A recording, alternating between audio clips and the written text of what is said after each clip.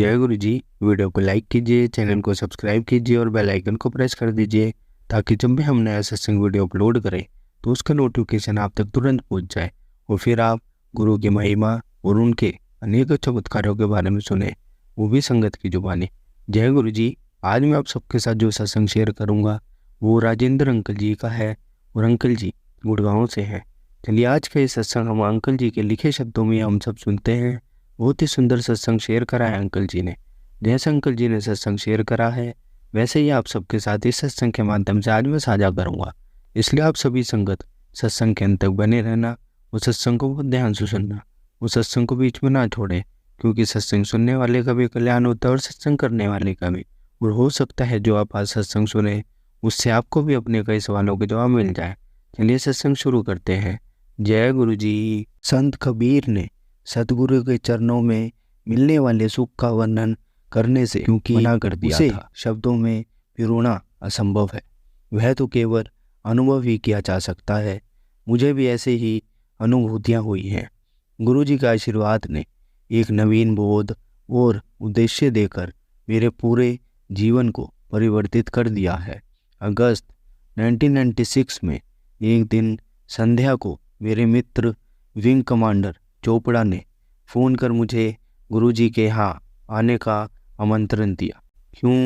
क्योंकि मैं संतों में विश्वास नहीं करता था। बहुत मना करने के पश्चात उन पर आभार प्रकट करने के लिए मैंने आना स्वीकार कर लिया। उस दिन हम नोएडा से 6 बजे चलकर 45 मिनट में गुरुजी के स्थान पर पहुँच गए। पहले अवसर होने के कारण संगत में चोपड़ा के अलावा मैं किसी को नहीं जानता था। हम 15 से 20 बैठकर गुरुजी की प्रतीक्षा करते रहे। जब गुरुजी अपने कक्ष से निकले हम सब ने जाकर उनके चरण स्पर्श किए। सामान्यतः ऐसे धार्मिक अवसरों पर उपस्थित भक्त ईश्वर के लिए आदर भाव से या किसी धर्मात्य कार्य के लिए धन दान करते हैं, पर विंग कमांडर चोपड़ा ने मुझे चेतावनी दी थी कि यहाँ पर धन कदापि अर्पण नहीं करना है। गुरुजी भेंट में केवल पुष्प या मिठाई स्वीकार करते हैं। फूल सजाने के काम आते थे और मिठाई को गुरुजी प्रसाद के रूप में संगत में बांट देते थे। चोपड़ा द्वारा मेरा संक्षिप्त परिचय करवाने के लिए पश्चात गुरुजी ने मेरी ओर मुड़कर देखा और पूछा कि मैं चंडीगढ़ कब जा रहा हूँ। मैं अचंभित हो गया क्योंकि चोपड़ा को इस बारे में कुछ नहीं पता था और पता होने पर भी बताने का समय नहीं मिला था। किंतु गुरुजी को मेरे बारे में चोपड़ा द्वारा दिए गए परिचय से अपने चंबे को वश में करते हुए मैंने गुरुजी को उत्तर दे दिया। गुरुजी ने जानना चाहा कि मैं वहाँ पर कहाँ रहता हूँ। मैंने उनको बताया कि मैं एक पुलिस अधिकारी श्री वीपी सिंह के घर पर ठहरता हूँ। गुरुजी ने कहा कि वह उनके पुराने अनुयायी हैं, वह उन्हें दिल्ली आकर गुरुजी से मिलने के लिए कहूँ। गुरुजी के रहस्य और उनकी प्रतिभाओं के बारे में जानने के लिए मेरी जिज्ञासा और बढ़ गई। यथास्थान बैठने पर प्रसाद में चाय परोसी गई। गुरबानी के मधुर शब्दों की ध्वनि से वातावरण में दिव्यता छा रही थी। कुछ देर पश्चात गुरुजी ने मिठाई बांटनी आरंभ करी। मात्रा ने मुझे उसकी आश्चर्यचकित कर दिया। उठाने और देने के लिए गुरुजी केवल अपने दाहिने हाथ का प्रयोग कर रहे थे, पर प्राप्तकर्ता को दोनों हाथों से भी उसे संभालने में कठिनाइयाँ हो रही थी।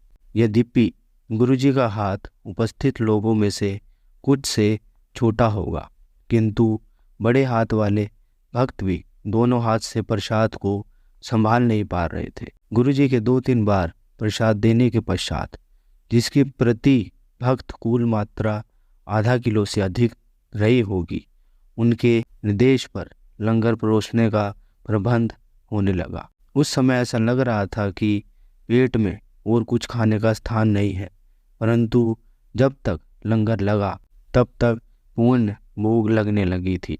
कालांतर में मुझे बोध हुआ कि प्रसाद और लंगर के एक बार के अनुभव करना होकर सामान्य है। पिछले 5 वर्षों से मैं कुछ आहार और रहन सहन संबंधित नियमों का पालन करता आया था। प्रातः शीघ्र उठने के लिए मैं 9:30 बजे सो जाया करता था, किंतु गुरुजी संगत को अपने द्वारा सोचे हुए समय पर ही जाने की आज्ञा देते थे। उस दिन वहाँ अर्ध रात्रि के बाद तक रहे और कोई 1 बजे नोएडा के लिए चले। यह समय मेरे शरीर के जैविक घड़ी के प्रतिकूल था, किंतु मुझे आभास हुआ कि इतनी देर तक जगे रहने के बाद भी घर पहुंचने तक निंद्रा मेरे से कोसों दूर थी और मुझ में अद्भुत स्फूर्ति बनी हुई थी। घर पहुंचने के तुरंत बाद मैंने अपने मित्र पीपी सिंह को फोन कर यह जानना चाहा कि क्या गुरुजी का कहा हुआ मेरे मित्र को सत्य था। यह जानकर अति प्रसन्नता हुई कि मैं गुरुजी से मिलने एम्पायर स्टेट गया था। वह उनका पता जानकर और भी आनंदित हुए, क्योंकि चंडीगढ़ से गुरुजी के जाने के पश्चात गुरुजी से उनका संपर्क टूट गया था। हमने खुश होकर वार्ता का अंत किया। फिर मैंने अपने पहले दर्शन के बारे में अपनी पत्नी के कुछ प्रश्नों के उत्तर दिए और इस प्रकार एक अति महत्वपूर्ण दिन का अंत हुआ। अगले दिन जब चोपड़ा ने मेरे आने के बारे में प्रश्न किया तो मैं तुरंत मान गया। गुरुजी की शरण में हमने शब्द, प्रसाद और लंगर का आनंद उठाया और फिर गुरुजी ने मुझे गुप्ता से संबोधित किया। घर पर जब मैंने यह बताया तो मेरे बच्चों ने सोचा कि संभवतः गुरुजी को गलती लगी होगी और वह मेरा नाम भूल गए होंगे। बच्चों को अपने कॉलेज के दिनों का एक रक्तदान कार्ड दिखाया। उन्हें पहली बार पता लगा कि मैं गुप्ता लिखा करता था और व्यापार आरंभ करने के पश्चात ही मैंने सिंगला का प्रयोग आरंभ किया। गुरुजी ने सिद्ध कर दिया कि उनसे कोई भी बात छिपी हुई नहीं है। मेरी पत्नी और बच्चों ने अगली बार साथ चलने की आकांक्षा व्यक्त करी और हम सब एक साथ गए। उनके दर्शन करते हुए 1 सप्ताह से भी कम समय के पश्चात गुरुजी ने मुझे पत्नी सहित चंडीगढ़ जाकर पीपी सिंह और उनके परिवार से मिलने को कहा। गुरुजी का आशीष से यह यात्रा विशेष रही। गुरुजी के शरीर से विशिष्ट किंतु प्राकृतिक सुगंध आती थी। चंडीगढ़ तक की पूरी यात्रा में वह सुगंध निरंतर साथ बनी रही। चंडीगढ़ में हमारा अधिकतर समय गुरुजी की चर्चा में जब हम व्यतीत करने को हुए तो हम सब गुरुजी की गुलाब पुष्पों वाली सुगंध में डूब गए। गुरुजी स्वयं 250 किलोमीटर दूर दिल्ली में थे। यद्यपि गुरुजी को समझ पाना संभव नहीं है। उनकी कृपा से ही हम उनकी एक अत्यंत ही सरल भाव को समझने का आधार बना सकते हैं। गुरुजी ने जो भी मुझे दृष्टिगोचर और अनुभव करवाया है उससे स्पष्ट है कि यह सुगंध उनकी उपस्थिति का प्रतीक है। कभी भी कहीं भी जो भी गुरुजी को याद करता है या उनसे सहायता की पुकार लगाता है वह तुरंत उसको आरक्षण देते हैं, किंतु यह आरक्षण हृदय से होना चाहिए। संगत के कुछ सदस्यों को उन्होंने स्वप्न में भी उनकी इच्छा के विपरीत आप उन्हें कभी स्वप्न में नहीं देखेंगे। गुरुजी का स्वप्न कभी भी कार्यात्मक घटना ना होकर उनकी वास्तविक लौकिक उपस्थिति है। अन्यथा कौन कुछ वर्ष पूर्व घटी इस घटना का विश्लेषण कर सकता है। गुरुजी मेरी आटा मिल का उद्घाटन करने निर्माणा आए थे। उनके साथ संगत के कुछ सदस्य भी थे। उनमें गुड़गांव के एक व्यवसायिक श्री मदन अपने परिवार सहित आए थे। उनकी बेटी स्थान देखकर चिल्ला पड़ी और कहने लगी कि गुरुजी ने यह पूरा संदर्भ उसे कई माह पूर्व स्वप्न में दिखलाया था। किसी भी भक्त के लिए गुरु की सेवा अत्यंत प्रसन्नता, गौरव और संतोष की घटना होती है, किंतु गुरुजी के संदर्भ में उसका एक और आयाम भी है। एक बार गुरुजी ने मुझे अपने घुटनों से मालिश करने को कहा। उसे करते हुए मैं कितना भावविहीन और आनंदित हुआ इसका वर्णन करना असंभव है। आधा घंटा ऐसा करने के पश्चात मेरे हाथ उनकी सुगंध से भर गए थे। वह सुगंध हाथों में 24 घंटे से भी अधिक समय तक रही और कुछ चमत्कारिक भी हुआ। मेरे पैरों के नीचे का भाग अखड़ा रहता था। मेरा पुत्र उन अंगों पर अपने शरीर का भार डालने के लिए खड़ा हुआ करता था और इससे कुछ आराम मिलता था। कुछ दिनों में मुझे आभास हुआ कि गुरुजी ने अपने उन्हीं भागों की मालिश करवाकर मुझे 7-8 वर्षों से चली आ रही उस तीव्र वेदना से मुक्त कर दिया था। उसके बाद मुझे वहाँ कभी दर्द नहीं हुआ है। गुरुजी जैसे दाता कृपा के अतिरिक्त जब भी सेवा करवाते हैं, वह भक्त की भलाई के लिए होती है। 800 कार 12 से 13 किलोमीटर प्रति लीटर पेट्रोल का औषध देती थी। हर बार जब मैं ईंधन भरवाता था तो उसकी औसत की गणना करता था। कार की आरंभिक सेवाओं के अवसर पर मैं सेवा केंद्र के कर्मचारियों को उसकी औसत बढ़ाने की बात करता था तो उनका उत्तर यही होता था कि नगरों में चलने के कारण इससे किसी वृद्धि की संभावना नहीं है। जब हमने गुरुजी के पास आना आरंभ किया तो उसकी औसत 19 किलोमीटर प्रति लीटर हो गई। यह आश्चर्यजनक था और मैंने सोचा कि मुझसे कोई गलती हुई है। अंत यह मैंने किसी को नहीं बताया। अगली बार भी यही गणना आई। मैं आश्चर्यचकित था और जब मैंने अगली बार टैंक भरवाया तो भी अगले परिणाम आया। गुरुजी ने इसका रहस्य घटना करते हुए कहा कि सिंगला क्या हुआ, 19 की संख्या में घूम गए। अब तुम्हें आभास होगा कि संतों की कृपा मनुष्य पर ही नहीं कारों पर भी हो सकती है। गुरुजी का यह कथन बार बार सिद्ध हुआ है। एक बार कार चलाते हुए मैंने देखा कि ईंधन समाप्त होने वाला है तो मैं एक पेट्रोल पंप पर मुड़ गया। प्रकृति में खड़े हुए जब मैंने देखा कि उसकी सुई स्वतः ही आधे चेन पर पहुंच गई है तो मैं अत्यंत चकित हुआ। मैं बिना पेट्रोल भरवाए आगे निकल गया। कुछ दिन पश्चात अश्नाकुल किलोमीटर चलने पर सुई फिर खाली टैंक दिखा रही थी। पेट्रोल पंप पर मुड़ने के बाद मैं पूर्ण अचंभित हुआ जब सुई फिर आधे चेन पर पहुंच गई। कोई 2 सप्ताह तक ऐसा प्रतीत होता रहा कि पेट्रोल पंप देखकर कार में आधा टैंक अपने आप भर जाता है। पंजाब जाते हुए यह लगा कि कार में शेष पेट्रोल के साथ हम अपने गंतव्य तक पहुंच जाएंगे, पर इसके विपरीत हम पेट्रोल भरे बिना वापस दिल्ली पहुंच गए। न केवल इंजन क्षमता में वृद्धि हुई, गुरुजी की दया से हमारी कार की सामान ले जाने की क्षमता भी बढ़ती रही। प्रारंभ में हमें गुरुजी ने लंगर बनाने के लिए स्थल से हर संगत के दिन भोजन लाने के लिए कहा। उन्हीं की कृपा से लंगर के सब बर्तन कार में समा जाते थे, किंतु जैसे जैसे संगत की गिनती बढ़ती गई उसी प्रकार लंगर के बर्तनों का आकार भी बढ़ता और फिर भी वह सब कार में समाते रहे। एक दिन गुरुजी का साधारण सा लगने वाला कथन, क्या लंगर के सब बर्तन उसमें आ गए? पश्चात ऐसा लगने लगा कि कार का सामान लचीला वाला स्थान आवश्यक अनुसार बढ़ जाता है। एक दिन संगत के समाप्त होने के पश्चात हम लंगर के खाली ड्रम लेकर वापस नोएडा जा रहे थे। उसी समय गुरुजी ने मंदिर के सब पर्दों को ड्राई क्लीन करवाने को कहा। कुल 35 से 40 पर्दे, प्रत्येक 15-20 फुट लंबे, क्योंकि उन्हें साफ करने का कार्य नोएडा में ही होना था। हमें कुछ पर्दे ले जाने को कहा गया। हम 4 यात्रियों और लंगर के खाली बर्तन के साथ अधिक पर्दे आने की संभावना कम थी, किंतु सबको चंबा हुआ जब इतनी लदी हुई गाड़ी से सब पर्दे सरलता से आ गए। केवल गुरुजी ही इसके करताद रहे होंगे।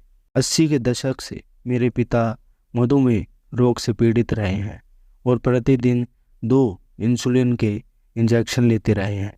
हम गुरुजी के पास आए और गुरुजी ने सामान्य प्रसाद लेकर भक्त बाहर आते हैं और प्रसाद खाकर वापस अंदर जाकर अपने स्थान पर पूर्ण बैठ जाते हैं। मेरे पिता भी बाहर आए और उन्होंने मेरे से पूछा कि इन 5-6 बर्फियों का वह क्या करे।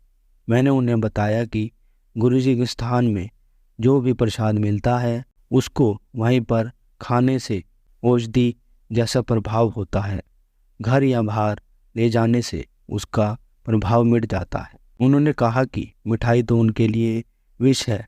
मैंने उनको समझाया कि यह गुरुजी का प्रसाद है और इसका विपरीत प्रभाव कभी नहीं हो सकता। मेरे हट करने पर उन्होंने वह खा ली और अंदर चले गए। गुरुजी ने उन्हें पुनः बुलाकर और बर्फी दी। अब मेरे पिता को लग रहा था कि निश्चित रूप से प्रभाव होगा, इसलिए वह उसे नहीं खाना चाह रहे थे। पुनः मेरे कहने पर उन्होंने मेरी बात मान ली और वह प्रसाद खाकर अंदर आए, किंतु गुरुजी ने उनके लिए और प्रसाद रखा हुआ था। एक बार फिर बुलाकर उन्हें बर्फियाँ दी। तीसरी बार बर्फियाँ खाने तक मेरे पिता लगभग आधा किलो बर्फियाँ खा चुके होंगे। उन्हें विश्वास था कि वह गंभीर रूप से बीमार पड़ेंगे और उनके मधु का स्तर पिछले 15 वर्ष के बराबर की मिठाई केवल 4 घंटों में खा लेने से निश्चित अति उच्च हो जाएगा। हम घर गए और उन्होंने मुझे प्रातः 5:30 बजे फ़ोन करके कहा कि उनके मधु का स्तर जो गत दिन 130 था, इतनी बर्फियाँ खाने के पश्चात 120 था। इससे बोध होता है कि गुरुजी के स्थान पर दी हुई कोई भी वस्तु गुण अपने भौतिक प्रसाद के गुण अपना लेती है। मेरे पिता मधुमेह के साथ साथ हृदय रोग से भी पीड़ित थे। एक बार रात को उनके वृक्ष थल में पीड़ा हुई। उन्होंने उसके बारे में अधिक ना सोचते हुए मालिश और गर्म जल की बोतलें से दर्द को शांत करने का प्रयत्न किया। किसी प्रकार से उन्होंने रात तो बिता दी, किंतु स्थिति की गंभीरता को देखते हुए उन्होंने प्रातः मुझे फ़ोन किया। जब मैं उनके पास पहुंचा तो उनकी स्थिति देखकर हम उन्हें यथा शीघ्र अपोलो चिकित्सालय ले गए। प्रारंभिक परीक्षणों से पता लगा कि रात को उन्हें दिल का दौरा पड़ा था और चिकित्सक उन्हें चिकित्सालय लाने में देरी करने के लिए अचंभित थे। तथापि पूर्ण परीक्षणों के पश्चात बाईपास का परामर्श दिया। पिता के मधुमेह रोगी होने के कारण यह क्रिया जटिल होने की संभावना थी, क्योंकि ऐसे रोगी को स्वस्थ होने में सामान्य रोगी से अधिक समय लगता है। कोई अन्य उपाय न होने के कारण चिकित्सकों ने हमारी अनुमति लेकर शल्य क्रिया आरंभ करी। थोड़ी सी अवधि में शल्य क्रिया के सब प्रबंध करना कोई सरल बात नहीं थी। उसके पश्चात जिस प्रकार से चिकित्सालय के कर्मचारियों ने हमारी सहायता करी, उसमें गुरु कृपा स्पष्ट थी। सर्वप्रथम रक्त कोष में उनके समूह के रक्त की कमी होने के कारण शल्य क्रिया करने वाले एक चिकित्सक ने अपना रक्त देने की स्वीकृति दी। फिर शल्य क्रिया हृदय रोग विभाग के अध्यक्ष, जो भारत में केवल 10-12 दिन प्रति माह निरीक्षण में हुए, कि सामान्यतः उनके लिए 10-12 दिन पूर्व समय नियुक्त की आवश्यकता पड़ती है, किंतु वह बिना हिचक के कुछ समय में आ गए। मेरे पिता की शल्य क्रिया बिना किसी विघ्न के पूर्ण हो गई। चेतना लौटने पर उन्होंने शल्य क्रिया से पहले के परिणाम देखने चाहे, क्योंकि उन्हें बाईपास क्रिया होने का ज्ञान नहीं था। उस दिन जो भी घटनाएं मेरे पिता के साथ हुई विस्मित करने वाली थी। आश्चर्यजनक रूप से शल्य क्रिया सरलता से पूर्ण हो गई। यह सब गुरुजी की दिव्य कृपा के बिना संभव ही नहीं था। उसके उपरांत मेरे पिता के स्वास्थ्य लाभ की प्रक्रिया साधारण रोगी से भी तीव्र गति से हुई। इस तथ्य का आधुनिक चिकित्सा विज्ञान में कोई उत्तर नहीं है। चिकित्सा के क्षेत्र में गुरुजी के हस्तक्षेप के और भी अनेक उदाहरण हैं। मेरे चचेरे भाई अशोक सिंगला 1 दशक से हृदय रोग से पीड़ित थे। अपनी तीसरी शल्य क्रिया के लिए वह चंडीगढ़ से दिल्ली 1 सप्ताह इस बीच आ गए। मेरे अनुरोध पर उन्होंने 3 बार गुरुजी के दर्शन किए। गुरुजी की शरण में बिताए हुए कुछ घंटे बिना किसी विघ्न की शल्य क्रिया उनकी रोग निवृत्ति और स्वास्थ्य लाभ के लिए पर्याप्त थे। शल्य क्रिया सरलता से पूर्ण हो गई और पिछले 2 अवसरों के प्रतिकूल वे शीघ्र स्वस्थ भी हो गए। मैं पूर्ण कहूँगा कि गुरुजी की प्रतिभाओं का ज्ञान संभव नहीं है। इसी प्रकार अपने अनुभव को शब्दों में व्यक्त करना भी असंभव है, क्योंकि उनकी कृपा को पूर्ण रूपेण दर्शनों वाले शब्द उपलब्ध नहीं हैं। जब से मुझे गुरुजी ने अपने पास बुलाया है, अपनी अनुभूति को जिस एक वाक्य में व्यक्त करता रहा हूँ वह इस प्रकार है। गुरुजी से मिलने के पश्चात जो भावना उत्पन्न होती है उसका वर्णन उसका अनुभव करने में ही उसका रस है। गुरुजी अपना वास्तविक रूप छिपाने के लिए विभिन्न उपक्रम करते हैं। हम केवल उनके लौकिक रूप से ही परिचित हैं और इस कारण उनसे वह प्राप्त नहीं कर पाते हैं जो वह देने की क्षमता रखते हैं। गुरुजी सब अपेक्षाएं पूर्ण कर देते हैं। वास्तव में गुरुजी वह प्रदान कर सकते हैं जो ईश्वर भी देने से पहले सोचेंगे। इस जीवन में वही प्राप्त हो सकता है जिसके बीज बोए गए हैं। गुरुजी जिसके आप अधिकारी हैं वह तो दे ही सकते हैं, और वह भी जिसकी कामना आपके मन में है, किंतु यह आकांक्षा हितकारी होनी चाहिए। यहाँ पर भक्त को तर्क से सहमत होना पड़ेगा कि वर्तमान तक ही सीमित है। गुरुजी के हाथ में अपने जीवन नैया की डोर देकर आप सुरक्षित तट तक पहुंच जाएंगे। वहां पर यह भी समझना आवश्यक है कि संपूर्ण समर्पण से ही संपूर्ण समर्थन संभव है। मनुष्य योनि होने के कारण गुरुजी से आशाओं की पूर्ति को कामना स्वाभाविक है। एक बार गुरुजी की शरण में आने पर उनकी कृपा अवश्य होगी। यदि आप उनसे कुछ मांगेंगे तो वह मिलेगा और बस केवल वही मिलेगा, किंतु यदि कुछ कामना नहीं करेंगे तो वह मिलेगा जिसकी आपने कल्पना भी नहीं की होगी। गुरुजी के निर्देशों के पालन करने में ही सुख है। यह सर्वविदित है कि जब वह कुछ कहते हैं तो उसके लिए आवश्यक प्रावधान भी कर देते हैं। ऐसा अनेक अवसरों पर देखा गया है। मेरा एक घनिष्ठ मित्र गोयल को दिल का दौरा पड़ा था और उन्हें कराना चिकित्सालय में प्रवेश। जब मैं संघर्ष समाप्त होने पर घर के लिए चल रहा था तो मैंने इसका उल्लेख गुरुजी से किया। उन्होंने तुरंत एक उपाय बताया जिसके लिए 5.25 किलो चने की आवश्यकता थी। जब तक हम बाहर निकलकर घर के लिए चले तो शीतकाल की चरम सीमा में रात्रि का 1 बज रहा था।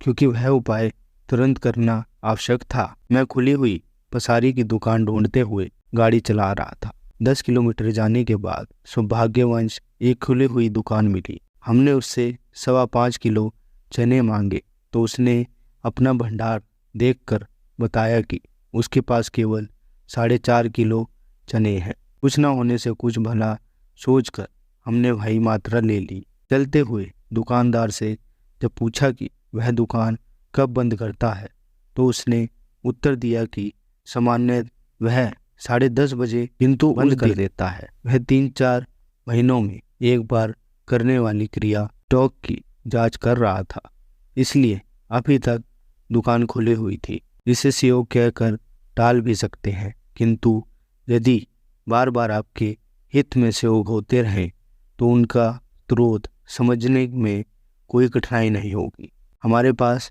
चने अभी भी कम थे। अत्यंत हम ढूंढते हुए घर की ओर चले, परंतु मार्ग में और कोई दुकान खुली हुई नहीं मिली।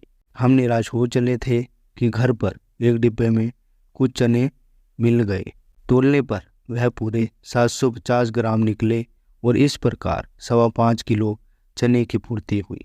मैंने गुरुजी के निर्देशों का पालन किया। गोयल की स्थिति में तुरंत सुधार हुआ और अगले 48 घंटों के पश्चात वह चिकित्सालय से गुरुजी के साधारण से कहे गए व्यक्तित्व का भी गुण अर्थ होता है। गुरुजी के मुख से उच्चारित प्रत्येक शब्द भक्त के भविष्य को सर्वण बनाने के लिए है। उनके कृत्य जो अवसर दिखाई नहीं देते, हमें यह पता तक नहीं लगने देते कि नीति में क्या लिखा हुआ था। बहुत कम अवसरों पर गुरुजी पूरे भेद खोलते हैं। मुझे एक बार उनके साथ पंजाब जाने का अवसर प्राप्त हुआ था, जहां उन्हें एक चिकित्सालय का उद्घाटन करना था। उद्घाटन के पश्चात गुरुजी ने कुछ और दिन वहां रहने का कार्यक्रम बना लिया। ऐसे अवसरों पर गुरुजी स्वयं अपने भक्तों के सुखपूर्वक रहने का ध्यान रखते हैं। अत्यंत मेरे साथ संगत के 3 और भक्तों को चिकित्सालय में ही ठहराया गया और उसके मालिक ने आवमारी करी। इस अवधि में हमने अत्यंत आनंद उठाया और सबसे उत्तम, घनिष्ठ और स्वादिष्ट पंजाबी भोजन का स्वाद लिया। कर्मचारियों की अच्छी देखरेख के कारण वह समय अति स्मरणीय रहेगा। 4 दिन वहां पर सब सुख साधनों का अनुभव लेने के पश्चात हम दिल्ली वापस आ गए। गुरुजी ने एक भक्त को बताया कि हम सबको वहां पर रखने का कारण हम चारों के आने वाले बुरे समय, जिसमें हम चारों ही 4 माह के लिए चिकित्सालय में रहते, की क्षतिपूर्ति करना था। गुरुजी अपनी संगत का असीमित ध्यान रखते हैं और जब कभी जहाँ भी उनकी सहायता की आवश्यकता होगी वह देंगे। गुरुजी के साथ बिताए हुए वर्षों में उन्होंने अपनी सर्वज्ञता और सर्वशक्तिशाली प्रतिभाओं का परिचय अनेक अवसरों पर दिया है। हम केवल उनका आभार प्रकट कर सकते हैं। दिसंबर या जनवरी मास में हम संगत से घर वापस जा रहे थे। मैं गाड़ी चला रहा था और अत्यधिक धुंध के कारण कुछ मीटर से अधिक दिखाई नहीं दे रहा था।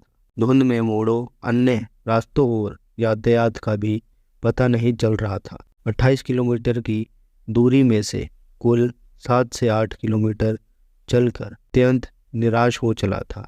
कार बड़ी कठिनाई से आगे बढ़ रही थी। उस असहाय अवस्था में ही मैंने गुरुजी से विनती करी और उसी समय एक कार तेजी से आगे आ गई। यह जाने बिना कि वह गाड़ी कहाँ जा रही है, तत्परता से मैं उसके पीछे हो लिया। 40 से 45 मिनट तक उसके पीछे ही चलते रहने के बाद अचानक धुंध कम हुई और पता लगा कि हम नोएडा पहुंच गए हैं। घर में कोई आधा किलोमीटर पहले वह इसी प्रकार से ग्रीष्म शत्रु की एक तपती दोपहर को कार बीच सड़क पर रुक गई। अत्यंत प्रयत्न करने पर भी जब मुझे उसके दोष का पता नहीं लगा तो मैंने गुरुजी को याद किया। कुछ देर में एक स्कूटर सवार आया और समस्या के बारे में प्रश्न किया। संयोग से वह एक मिस्त्री था। थोड़ी देर में समस्या का पता लगने पर उसका समाधान कर दिया, किंतु अभी भी उसे चलाने के लिए 2 और पुर्जों की आवश्यकता थी। उन्हें लेकर भी वह 10 मिनट में वापस आया और उसने कार सही कर दी। गुरुजी के साथ अनेक अनुभव हुए हैं। प्रतिदिन हमें अनेक छोटी बड़ी परिस्थितियों की अनुभूति होती है, जहाँ पर गुरुजी की दया स्पष्ट दृष्टिगोचर होती है। उन कष्टों का क्या कहें जिन्हें गुरुजी समाप्त कर देते हैं और पता भी नहीं लगने देते। अंत में मैं गुरुजी से निवेदन करूंगा कि वह संगत के समस्त सदस्यों को अपने शरण में रखें और भूलों को अनदेखा कर क्षमा करें। जय गुरुजी, शुक्राना गुरुजी। संगत जी, आज के लिए माफ़ी। आज हम आपको श्री रुद्र संहिता का 2 खंड का 6वां अध्याय नहीं पढ़कर सुना पाएंगे। वो आप कल के सत्संग में सुनेंगे। जब तक आप सिर्फ सत्संग सुने और गुरुजी का ध्यान करें। जय गुरुजी, शुक्राना गुरुजी। संगत जी, अगर आपको आज का सत्संग अच्छा लगा हो तो आप इस सत्संग को और संगत के साथ ज़रूर साझा करें, जिससे वो भी महाराज का दिव्य आशीर्वाद प्राप्त कर सके। जय गुरुजी।